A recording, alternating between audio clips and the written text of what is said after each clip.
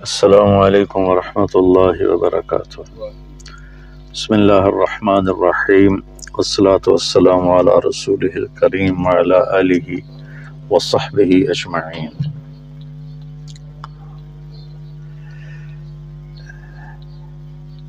پوری دنیا کے انسانوں کے لیے سب سے پہلے جس علم کو سیکھنا ہے وہ ہے کہ میرا بنانے والا کون ہے اور وہ مجھ سے کیا چاہتا ہے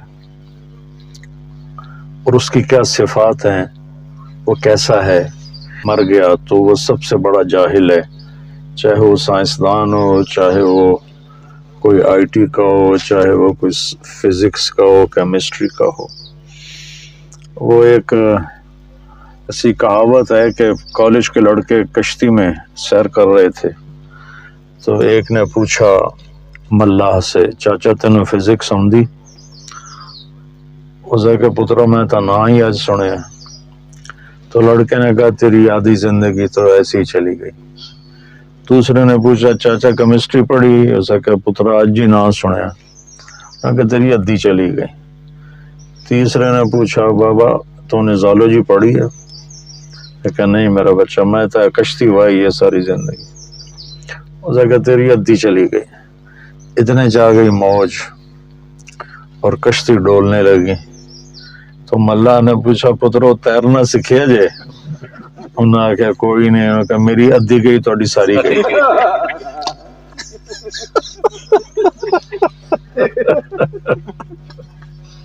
تو انہوں نے کہا میری ادھی گئی تو ساری گئی۔ تو جو یہ نہ پہچان سکا کہ میرا بنانے والا کون ہے، اس سے بڑا نادان پوری دنیا میں کوئی نہیں۔ ایک بہت بڑا طبقہ ہے ایتھیسٹ، وہ بڑے فخر سے کہتے ہیں میں کسی خدا پہ یقین نہیں رکھتا۔ وہ اپنی نادانی کو ایسی عقل مندی میں پیش کر رہے ہوتے ہیں کہ ان کی اس عقل مندی پر عقل بھی روتی ہے، نادانی بھی روتی ہے۔ سورج، سیارے، ستارے، ان کی گردش، لیل دن اور رات، زمین و آسمان، دن اور رات کا آنا اور جانا، ان فی خلق السماوات والارض واختلاف اللیل والنہار، دن اور رات کا آنا اور جانا، والفلک التی تجری فی البحر بما ینفع الناس، اور سمندر میں چلنے والے بحری جہاز جو کراچی سے چل کے نیو یارک کے ساحل پہ جا لگتے ہیں۔ وما انزل اللہ من السماء من ماء فاحیا به الارض بعد موتها، اور آسمان سے بارش کا اترنا اور اس سے مردہ زمین کا زندہ ہو جانا، وَبَثَّ فِيهَا مِن كُلِّ دَابَّةٍ، اور اس میں بے شمار جاندار زندگیوں کا رینگنا، وَتَصْرِيفِ الرِّيَاحِ، اور موسموں کا ہیر پھیر عدل بدل، وَالسَّحَابِ الْمُسَخَّرِ بَيْنَ السَّمَاءِ وَالْأَرْضِ، زمین آسمان کے درمیان بادل، یہ لآیات لقوم یعقلون، ان کو اللہ نے کہا ہے عقل والے، جو ان نشانیوں سے بنانے والے کو پہچانتے ہیں وہ ہیں عقل والے۔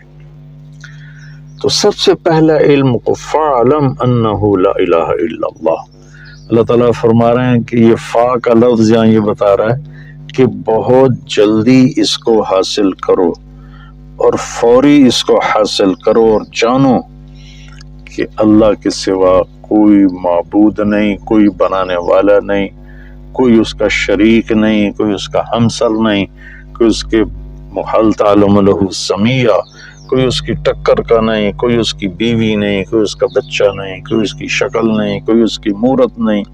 بے شمار لوگ بتوں کی بنا کر شکلیں ان کے سامنے ہاتھ جوڑ رہے ہوتے ہیں۔ تو آج تو ٹیکنالوجی کا دور ہے، پڑھے لکھے نوجوان ہیں، کیسے میں خود اپنے ایک شکل بناتا ہوں پھر اسی کے آگے ہاتھ جوڑ کے کھڑا ہو جاؤں، یہ کتنی بڑی نادانی کی بات۔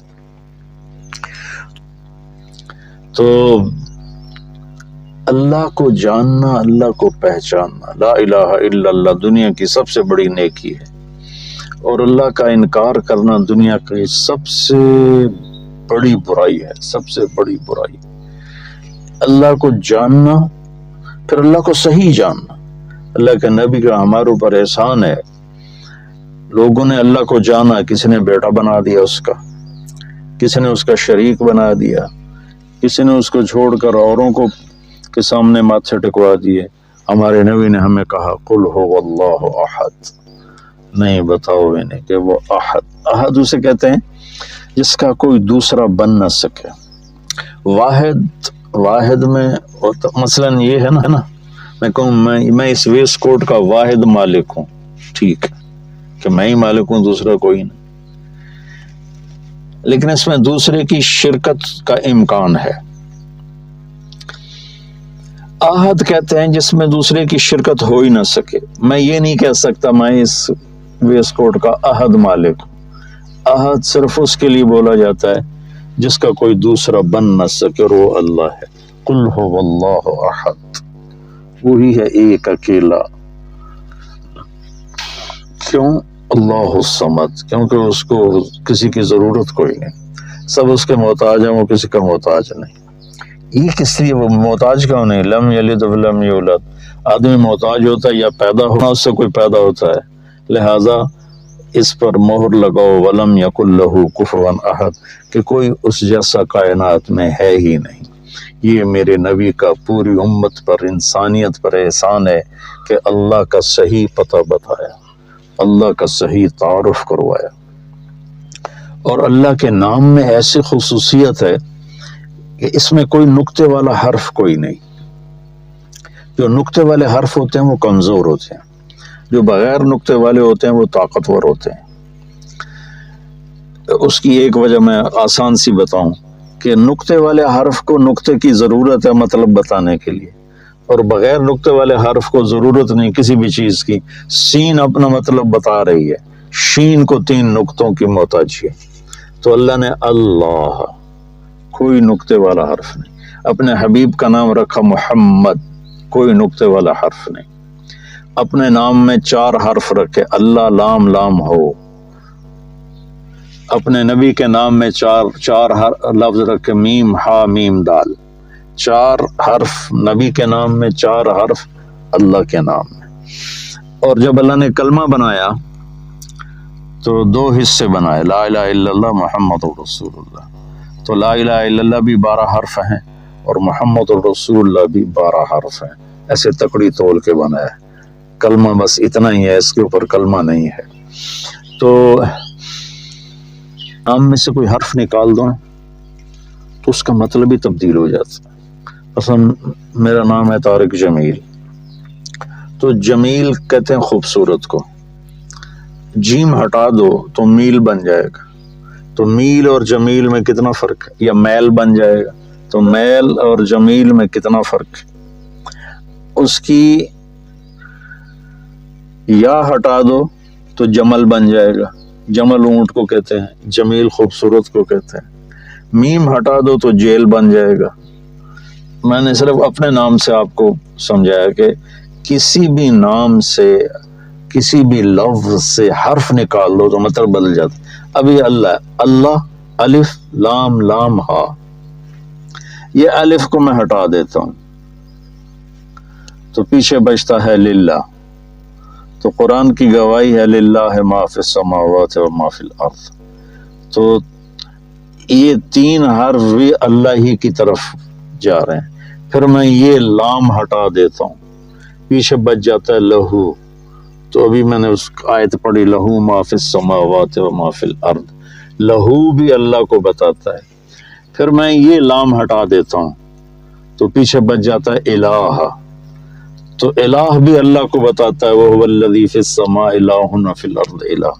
اب ایک عجیب کام کرتا ہوں، یہ تینوں حرف مٹا کے صرف ہا کی پیش کو باقی رکھتا ہوں، تو یہ بھی اللہ کو بتاتی ہے، اللہ لا الہ الا ہو کہو تو اللہ، لہو کہو تو اللہ، الہ کہو تو اللہ، للہ کہو تو اللہ، اللہ تو پھر اللہ ہی ہے۔ تو بھائیو سورہ سرخیل کلام ہے آیت الکرسی، اور حضرت علی رضی اللہ تعالیٰ عنہ نے ارشاد فرمایا اگر میں سورۃ فاتحہ کی تفسیر بیان کروں تو 70 اونٹوں پہ لا دی جائے گی، تو بقرہ کی کرتے تو پھر کیا حال ہوتا؟ ہر آیت کے لیے 10 اونٹ، ہر آیت کے لیے 10 اونٹ، مطلب یہ تھا کہ نہ ختم ہونے والی ہے۔ تو آج کے اس رات کے پیغام میں نے آیت الکرسی آپ کے سامنے پیش کی کہ اللہ کو پہچانو بھائی، اللہ کو پہچان. اگر اللہ کو پہچان جاتے تو رشوت نہ ہوتی، قتل و غارت نہ ہوتے، ایسے شراب زنا کے دور نہ چلتے، ایسے نافرمانیاں نہ ہوتی. اللہ تعالیٰ مجھے دیکھ رہا ہے، میری سن رہا ہے، میں اس سے چھپ نہیں سکتا. یہ اس مالک الملک کہ نحن اقرب الیہ من حبل الورید، ہم تیری شارک سے بھی تیرے زیادہ قریب ہیں. تو بھائی اللہ کو پہچاننے کی کوشش کرنا. میری زندگی کا سب سے بڑا علم ہے، یہ مل گیا تو سب کچھ مل گیا، ورنہ وہ ملا والی گل ہے، میری ادھی گئی تو ساری گئی. السلام علیکم.